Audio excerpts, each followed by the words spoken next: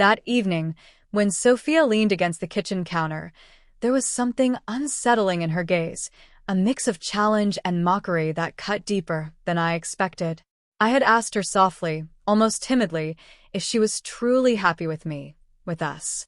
Instead of reassurance, she let out a laugh, sharp, foreign, and unlike the woman I thought I knew. Then came the words that shattered the air between us. I need to find out if size really makes a difference.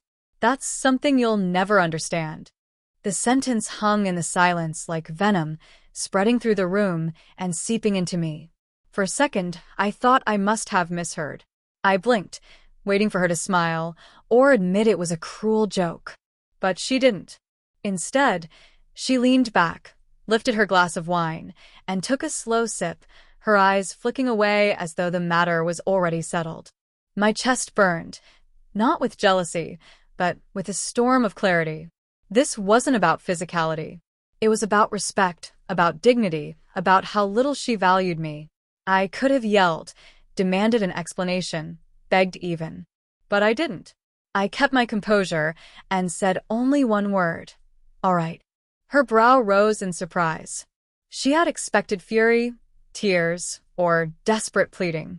What she received instead was calm indifference. I walked away, leaving her with her glass of wine and her smug little smile. She mistook my quietness for weakness. She had no idea it was resolve. That night, while she slept peacefully beside me, I lay awake, her words replaying again and again in my head.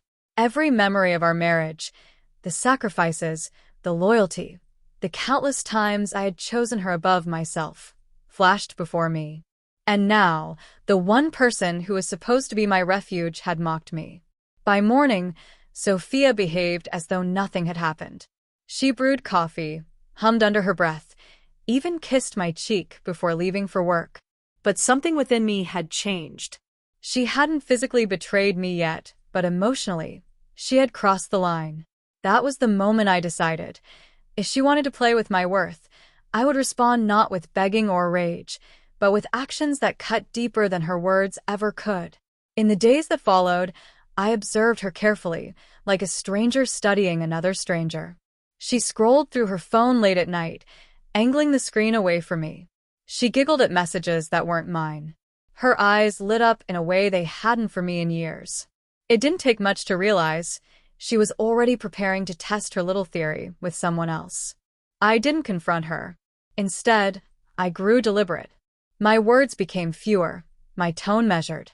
I no longer asked about her day or waited up for her late returns. I began pouring my energy into things that truly mattered: my career, my friendships, and myself. While she believed she was gradually cornering me, I was silently building walls strong enough to withstand the storm she was creating. One evening, she tossed her purse onto the sofa and said casually, "I'm going away with some friends this weekend. Don't wait up." The way her eyes avoided mine revealed everything. Those weren't friends. She was stepping into her experiment. I simply smiled and replied, "All right, have fun." That answer seemed to throw her off. She narrowed her eyes, waiting for jealousy, for an argument. But once again, I gave her nothing. My silence wasn't apathy, it was control. That weekend, as she left dressed carefully, her perfume lingering in the air, I made my move. Not against her, but for myself. I gathered the documents, the property deeds, the bank accounts, the investments I had safeguarded over the years. Everything was quietly placed under my control. While she was chasing illusions, I was ensuring that when the storm broke, I would not be the one left destroyed. On Sunday night, she returned home with forced laughter and a guilty flush that no fragrance or excuse could mask. She tried to cover it with chatter, asking if I had missed her. I only nodded politely and returned to my book. Deep down, I knew the true game had just begun. Over the following weeks, I watched in silence as she grew bolder.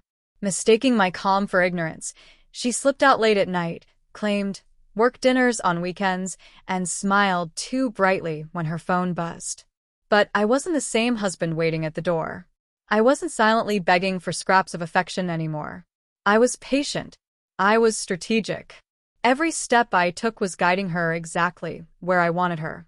Then came the evening she finally dropped the charade. Sitting across from me at dinner, she leaned back with a smug smile and said, "David, maybe we should take a break. I need space to figure things out." Her words were smooth, but her eyes betrayed her. She wasn't searching for clarity.